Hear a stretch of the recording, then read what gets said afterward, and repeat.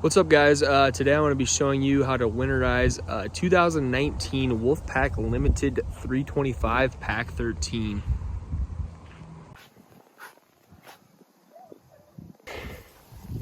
Alright, so the first thing you guys are going to want to do is find your black tank and your galley tank. My levers are right down here. Here's a pipe on this side. I also have another black tank in the back for the second bathroom.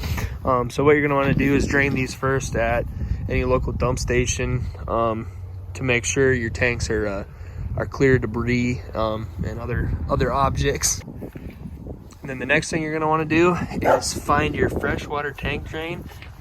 In this case, mine is right here underneath the camper. You're just going to take this, unscrew it, and then you should be able to drain it. Then the next step you're going to want to do is go to your low point drains, and mine are up underneath here. You're going to want to drain both of these. So that's the first step you're going to want to do, is get the entire camper drained. Your black tank, your galley tank, your other black tank, your freshwater tank, and make sure those are all dry and clean up all the water and stuff like that before we get going. Alright, then next we're going to come over to this side of the camper to where our water heater is, and we're going to open this.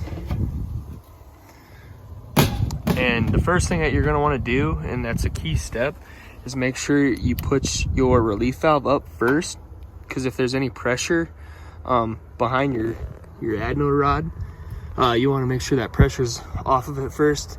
And then what you're going to do is take your 1 1/16" socket and your ratchet and get her on there and spin her off. I've already got it loose, so we'll just do it with my fingers here. And then you're going to pull this out, and the adnode rod is pretty bad, so I'm actually going to probably order a couple new ones of these, so that way next year when we go camping, these will be good to go. But you're going to let this drain until all the water's out of it, and then once you get done with that, you can put your relief valve back down. I know it helps if you leave this up when it's draining. All right, so once you have your water heater drained, you're gonna find where your water heater is, and mine is actually in this compartment.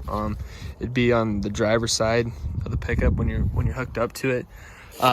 There's a couple, let's see here, there's a couple screws that I've already got taken out to get in here, and this is just the compartment right in front of the camper. And you're gonna take this, slide it to the side, and your water heater is tucked right in here on this Wolfpack. So once you found your water heater, there's going to be 2 bypass valves, and I've already got mine done, and these valves are located right here and here. So I have them in the position to where they're in line, and it's bypassing the water heater on the hot side, but it's also passing through the water heater on the bottom side, because you want to leave your water heater completely empty. So once you have your water heater drained on the other side, and both of your hot side and your cold side valves turned so that the water heater is being bypassed, you want to be sure to come back down to your low point drains. Like I said, I've already done this step, and mine are right here. So you want to make sure the low point drains are completely drained, and you want to be sure to turn them off so that no water is dripping out of them for this next step. And then once your freshwater side is completely drained, make sure you put your cap back on, which is located right here on the driver's side of the camper on my model here. So mine actually has a second bathroom, and in this back bathroom, my water pump is located right in this compartment, which it's right in the toy hauler portion. Here's the bedroom and eating area. but my water pump is right in here. So what you're gonna need is a Phillips screwdriver bit. You can either use a screwdriver or an impact. I'm just gonna use an impact for this, make it a little easier. And then you're gonna take these 3 screws out.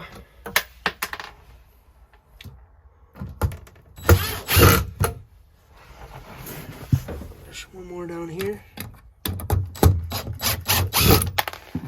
All right, so then this is where your water pump is. So you can see my water pump. It's tucked back in there. It's not in a very good spot. All right, guys, so this is where the water pump is. As you can tell, this is like a pretty tight space. I mean, my hands aren't very big, but this is where the water pump is. You have your city water connection that comes out to your driver's side of your camper, and then you have your freshwater tank, which is that ribbed hose that goes into there. Some of the other videos that I've seen show that you're supposed to have like a specific valve that goes right where this bowl is, and then you're supposed to disconnect that little red hose that you can see that's braided right back in there. Not very good, but yeah, that red braided hose right there. Supposed to disconnect that and get like some kind of hardware hose. I didn't actually do that on this one because I was sick and tired of fighting it because it's so small, as you can tell. So actually what I ended up doing was just buying 4 gallons of -50, the pink RV and marine grade. That's also food safe antifreeze, and actually just dumped them into the freshwater tank. That red hose is for the freshwater. So then, like I said, you're gonna come over here, and I bought 4 gallons of -50 antifreeze. You just unscrew this cap and take a funnel or a bottle, just stick it right in there, and then take your 4 gallons of pink -50 antifreeze, and just dump them right into here until it fills up. There's like a minimum level in your freshwater tank that the water level needs to be at, but in this case we're going to use antifreeze instead.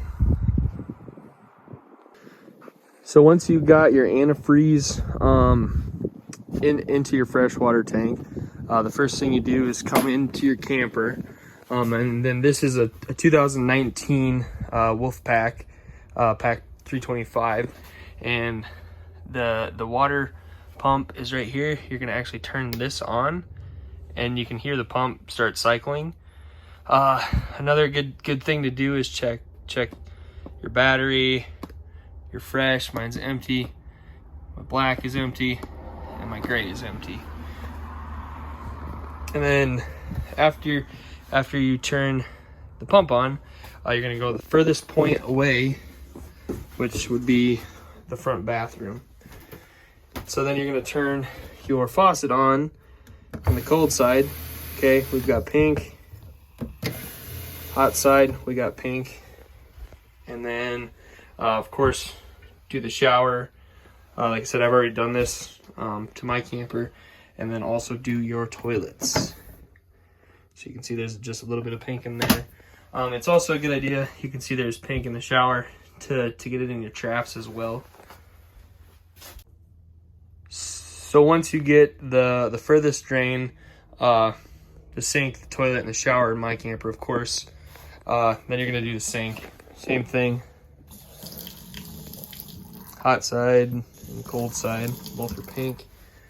And then last but not least, we'll walk into the toy hauler part, to this back bathroom, and check our last sink, which is pink. So our cold side and our hot side, and then of course our toilet we got pink in. All right, so this was the owner's manual for this 2019 Wolfpack limited 325 pack 13. In here, I got in here and started reading. Flip through these pages. So in the table of contents, of course, it says winterization and winterization and de-winterization on page 42. So we'll go to page 42, and so then it gives the winterization and de-winterization process. And then there's just a couple key notes. I'll show you guys a little bit of everything. And then this was actually the step that I used, was winterizing with antifreeze only. So it tells you what to purchase, and then you come up to the steps. You can check these steps out. And then this was the big one right here that I found that was very helpful, step number 6. It says fill the tank with a minimum water pump operation level with the RV antifreeze. Use a long funnel. This may be helpful. So this is just saying we got to put that into our freshwater tank. So make sure the antifreeze that you get is like food grade safe.